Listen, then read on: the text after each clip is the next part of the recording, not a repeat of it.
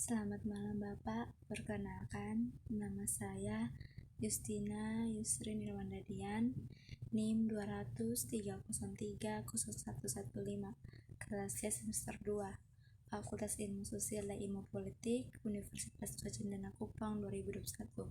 Baik, kali ini saya akan mereview buku tentang sebuah sejarah sosiologi klasik oleh Profesor Iskon, yang dimana untuk memenuhi tugas kedua mata kuliah teori sosiologi klasik. Bab yang pertama, dari filsafat sosial ke sosiologi oleh Igor Kohn. Premis ideologis dan teoritis dari pengetahuan sosiologis. Sosiologi muncul di pertengahan abad ke-19 sebagai ilmu independen tentang pola perkembangan dan fungsi sistem sosial. Bukan karena objek studi baru telah muncul, tetapi karena masalah telah berkembang dalam ilmu sosial lain yang tidak dapat ditangani oleh cara tradisional dan dalam batas-batas sistem pengetahuan yang ada. Pada awal abad ke-19, filsafat sosial spekulatif di mana-mana ditentang oleh gagasan penyelidikan, positif ilmiah, perbedaan dan pelepasan disiplin ilmu itu sendiri juga dipercepat. Di belakang jurisprudensi dan sejarah, ekonomi, politik, etnografi, statistik, dan linguistik dipisahkan dari filsafat. Itu adalah model dari presiden untuk munculnya disiplin ilmu baru, dan pada saat yang sama meningkatkan kebutuhan untuk beberapa sintesis intelektual baru dan generalisasi. Tetapi pada saat yang sama non-filosofi, atau dalam arti non-spekulatif, ilmu manusia dan masyarakat.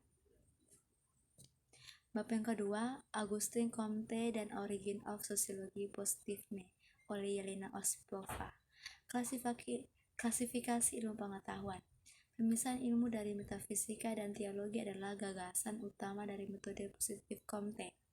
3. Menurutnya, sains sejati dicirikan dengan menolak pertanyaan yang tidak dapat dijawab, yaitu pertanyaan yang tidak dapat dikonfirmasi atau disangkal, dengan mengandalkan fakta-fakta yang ditetapkan oleh observasi. Dia menganggap pertanyaan tentang esensi dan penyebab hal-hal menjadi hal-hal yang metafisik, tidak ilmiah. Menurutnya, adalah tugas sains untuk menemukan hukum yang dipahami sebagai hubungan yang konstan dan berulang di antara fenomena. Comte pertama kali menyebut ilmu positif fisika sosial masyarakat, tapi kemudian sosiologi menjelaskan kebutuhan untuk memperkenalkan istilah baru, bukan dengan hasrat untuk neologisme, tapi dengan kebutuhan untuk menciptakan disiplin khusus yang ditujukan untuk menyelidiki positif dari hukum fundamental yang sesuai dengan fenomena sosial. Dia menekankan bahwa sosiologi harus menjadi disiplin teoritis yang berbeda dengan sosial fisika deskriptif Andelopin Quintilian.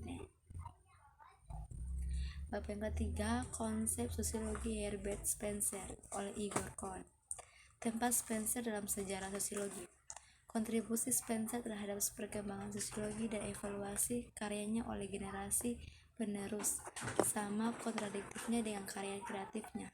Layanannya yang penting secara ideologis adalah perjuangannya melawan klerisme dan pembelaan prinsip-prinsip penyelidikan objektif masyarakat berdasarkan prinsip-prinsip penelitian ilmiah. Para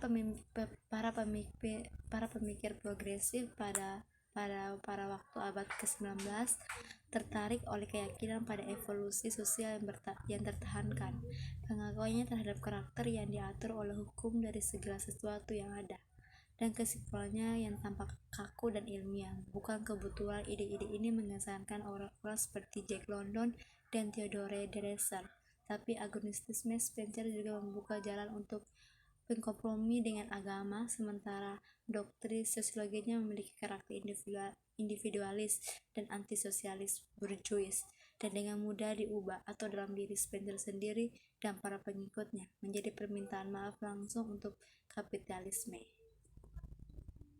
Bab 4, Naturalisme dalam Sosiologi Peralihan Abad oleh Alexander Hoffman dan Alexander Kovalevich.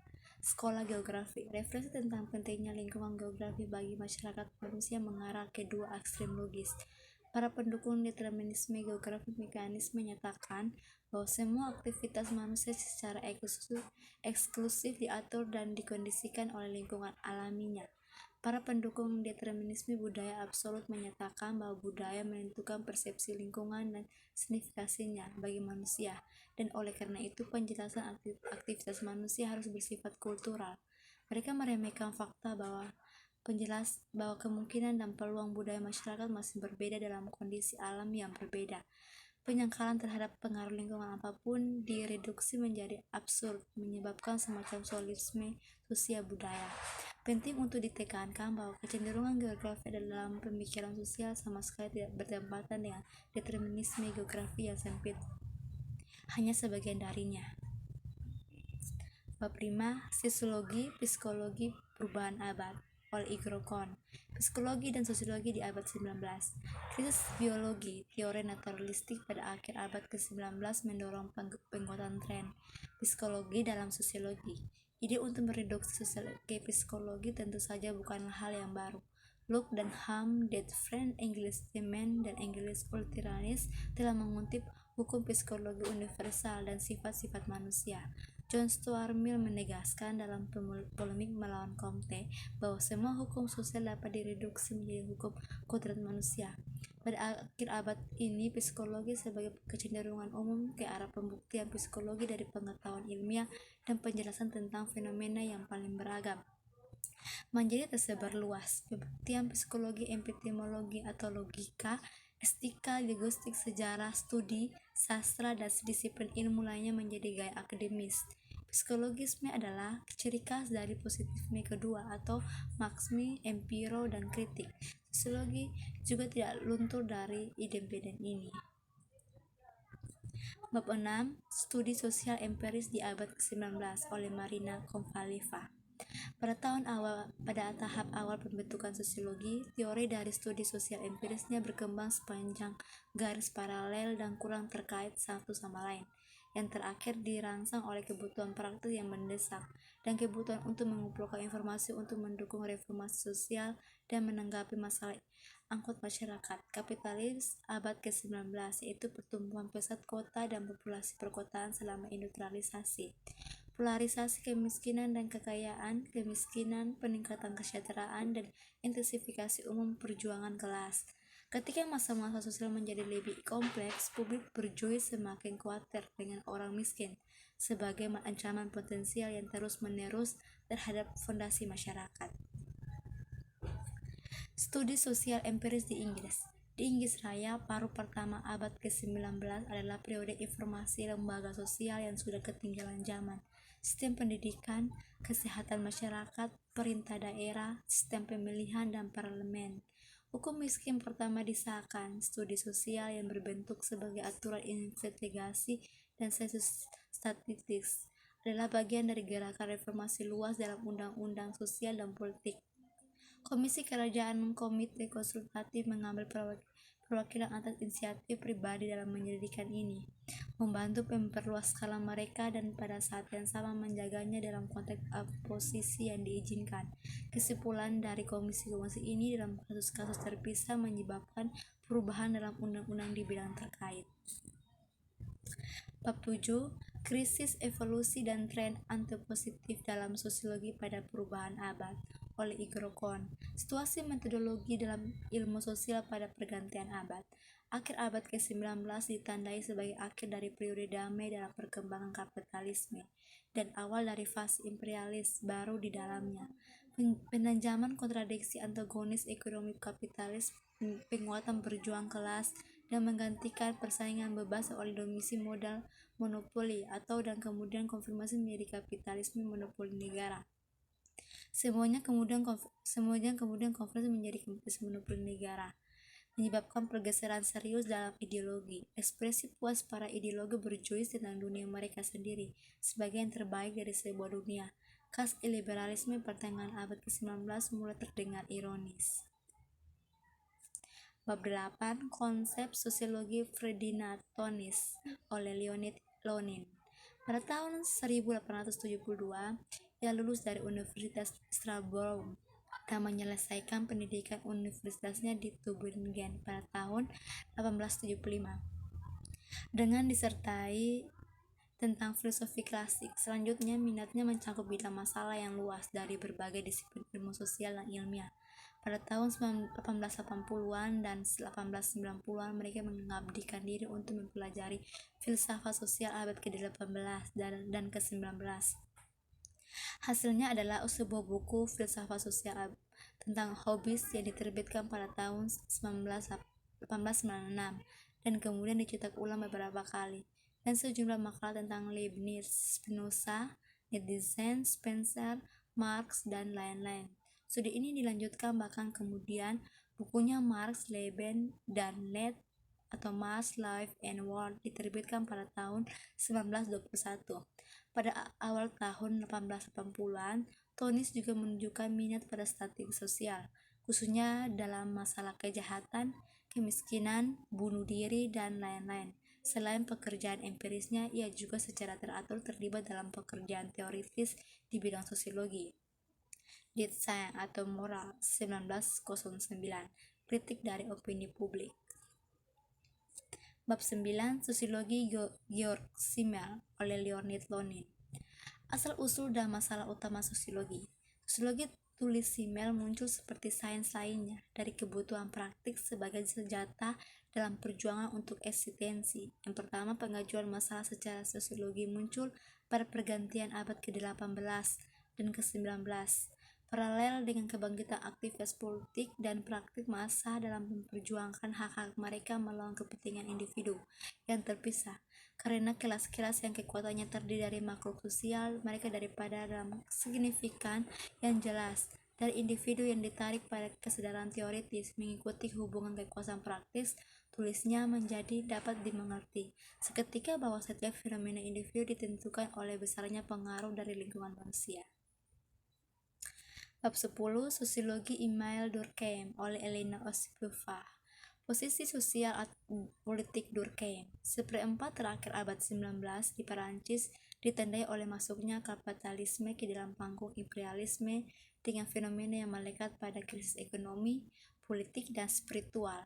Sistem sosial ekonomi tidak dapat menjamin kestabilan ekstensinya dan terus-menerus terancam oleh aksi-aksi revolusioner dari masyarakat pekerja, dan lingkaran karir monarki sedang berjuang melawan kaum republikan bourgeois, berjuang untuk memulihkan tatanan sosial reaksioner. Bab 11, Sosiologi Max Weber oleh Pia Mahadinko. Max Weber dan waktunya. Pembentukan pandangan sosial politik dan posisi teoritis Max Weber sebagian besar ditentukan oleh situasi sosial dan politik di Jerman pada kuartal terakhir abad 19 dan oleh keadaan sains pada saat itu, terutama keadaan ekonomi politik, sejarah, dan filsafat sosial. Oleh Weber 1864-1920 adalah salah satu dari yang terakhir. Dia dibesarkan dalam keluarga borjuis yang kaya dan menyukai politik di awal masa mudanya. Dalam orientasi politiknya, ia adalah seorang liberal yang pandangannya bernuansa nasionalis yang disebabkan oleh kekasan perkembangan sejarah Jerman pada abad ke-19. Weber belajar jurisprudensi di Universitas Heidelberg, tetapi minatnya tidak terbatas pada satu bidang. Di tahun-tahun muridnya dia juga sibuk dengan ekonomi politik dan sejarah ekonomi, dan studinya di bidang jurisprudensi juga bersifat historis. Hal itu karena pengaruh dari apa yang disebut masyad sejarah yang mendominasi ekonomi politik Jerman pada seperempat abad terakhir. Bab 12, Sistem Sosiologi Pareto oleh Elena Osipova. Pareto dan waktunya. Pada pergantian abad, positifisme dibedakan oleh orisinalitas dan keragaman yang mendominasi filsafat di Italia. Pemikiran sosiologi positif juga eklektik, menggabungkan unsur-unsur mekanisme, evolusisme, biologi, vulgar, dan kecenderungan lainnya. Begitulah konsepsi Kescar-Lobronso 1836-1909, Enrico Ferri 1856-1929, dan lain-lain. Gagasan para anggota mazhab sosiologi politik Italia Gaetano Mosca 1858-1941, Robert Michel 1876-1936, menjadi terkenal. Pandangan Fredo Pareto 1848-1923 sangat dekat dengan mereka. Bab 13. Sosiologi di Pervolusioner Rusia oleh Igor Golosenko. Sosiologi muncul di Rusia sebagai ilmu independen tentang pola perkembangan dan fungsi sistem sosial setelah informasi 1861 ketika larangan resmi tertentu atas studi masalah sosial yang sebelumnya ada akhirnya dicabut. Bahkan telah dilarang untuk menggunakan istilah masyarakat dan kemajuan di surat kabar dan dokumen resmi di Rusia sebelumnya. Untuk semua kontradiksi yang mengerikan dari emansipasi kaum tani dan dari perbudakan, perubahan besar terjadi dalam ekonomi dan urusan publik setelah reformasi dan Rusia membuat 7 langkah di sepanjang jalan kapitalis. Sekian dan terima kasih.